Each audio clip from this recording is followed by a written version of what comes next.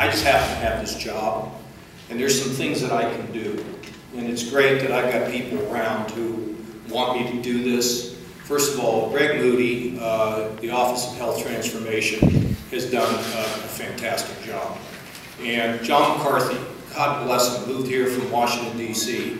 And these guys, along with the whole team, it's Tracy Plow and John Martin and Michael Colbert, you know, we are now putting things together so that we can have a solid plan for excellence.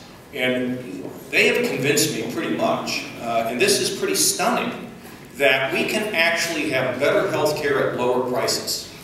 If we put the system together, if we make the system work appropriately, we can have fantastic results.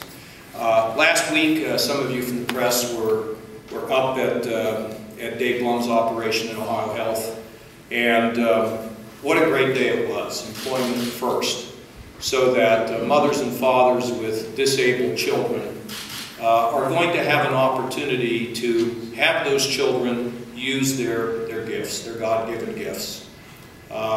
We know there are sheltered workshops, we think they're important, but some people should be in different settings, like the hospital, or like Kroger's, or like the Home Depot, where they can work and earn more money and feel better about themselves. I mean, it was, as I said, it was like a bright light breaking through the clouds, and to just see those moms and dads there and see how proud they were of their adult children.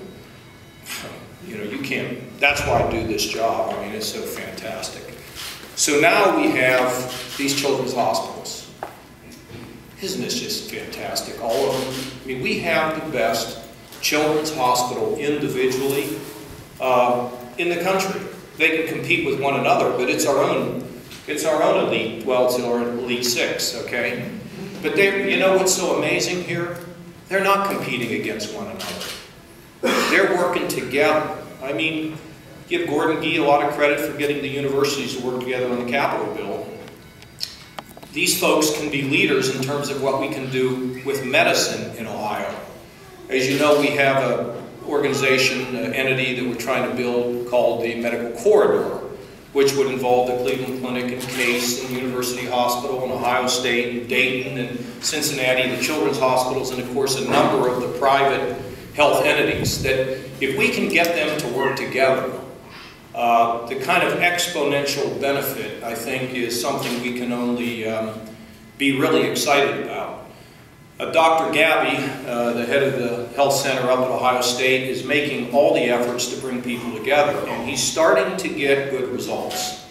Our Ohio First, gentlemen, the opportunity for Ohio medical device inventors to be able to get a look, I think we call it Ohio First. You know, if we've got brilliant people in Ohio, give them a chance to show what they've done. You don't have to buy, but give them a look. The ability to work together on imaging, the ability to work together on clinical trials, and to find out where each one's sweet spot is. By getting the adult hospitals to do with these children's hospitals in a more aggressive way, can only yield really great things. Dr. Barnard, he is the man that really got everybody together. Some said that what I did a year ago was impulsive, okay? I really don't do much that's impulsive. I pretty well know exactly what I want to do. I found out the challenges of the children's hospitals in a personal way. And I found out at the time that the children's hospitals were not getting their fair share of research dollars through the graduate medical education. And I went to work when I was in Washington with some of my friends, including Dave Hobson and members of the Appropriations Committee, to carve out a bigger chunk of money for the children's hospitals. Frankly, it ought to be a given in the budget each year, and it is not. It's a constant fight. And you know, for 140, 150, is that what the round numbers are for this thing, Nick? That's how much they leave on the floor at night at the Pentagon. And there should not be any debate about 150 million extra bucks for our children's hospitals around the country. But it's a fight, and somebody's got to stand up for our children and make them the highest priority. Well, when I went to Columbus Children and I walked into this research area at the Children's Hospital, and I was able to look at the material that they were storing in their banks so that this material that was related to the diagnosis of disease could be shared throughout all of America, throughout all of the world, the best practices that you can use to treat our children, of course, made me excited.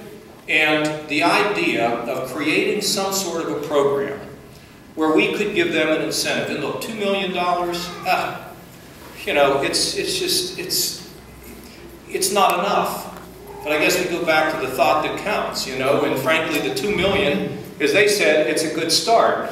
And we've never done this in Ohio before, to try to push research, and particularly in our children's hospitals.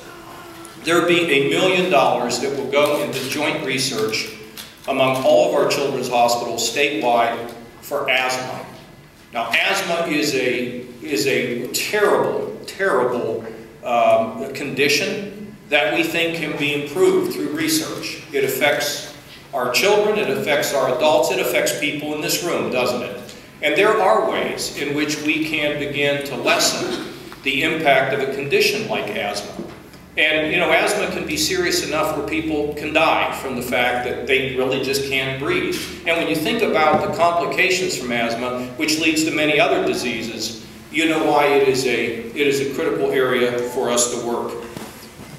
Does that get me into medical school? Okay. Secondly, we're born addicted to drugs. You know, I always knew we had a war on drugs and we had a problem with drugs, but I have never really understood the tsunami that is affecting our entire country. I was doing an interview with somebody here in Columbus the other day, and they said, oh, well, that prescription drug abuse, that's down in southern Ohio. So we have a problem. It's right next door to where you live. And all these drugs that are wiping out our adults and some of our children, it truly is a war. The Highway Patrol is stepping up their efforts. In our administration, we're beginning to focus on more aggressive attacks that we can lead on this prescription drug abuse, including what we can do to train people at the medical schools, make more pharmacology training. Greg and John McCarthy are working on this. But think about this. We've been unable to win this war. And the casualties, the victims, are our children being born with addictions that come from people who are addicted. And so this is an effort to spend some money to figure out what we can do to offer the best treatment, to allow these children to be able to have a normal life, to be able to have as good a life as they can possibly have. So, you know, what a great thing, right? I mean, can you imagine I get to say we can have $2 million and they can spend it on asthma and helping these rainbow babies? I mean, come on, this is great. Thank you, Lord, for giving me a chance to do it. I got one of my favorite people here, Gracie, right here. And we also, Gracie is going to turn 4 in April. She gave me the rock. You know, it's just great to have these kids here and families here. They're going to speak. But doctors and presidents of our children's hospitals, your work is fantastic. And it's the least that I can do to say thank you for, you know, it's a little gift from 11.5 million Ohioans that really want to encourage you to put our children first and try to keep helping you each year, okay? We'll do the best that we can do, and as the sun comes up in Ohio, it gives us a better and better chance to do more and more good things to lift our children and our families in the state. So Dr. Barnard, he is the man that got them all together and devised this plan. Give him a round of applause.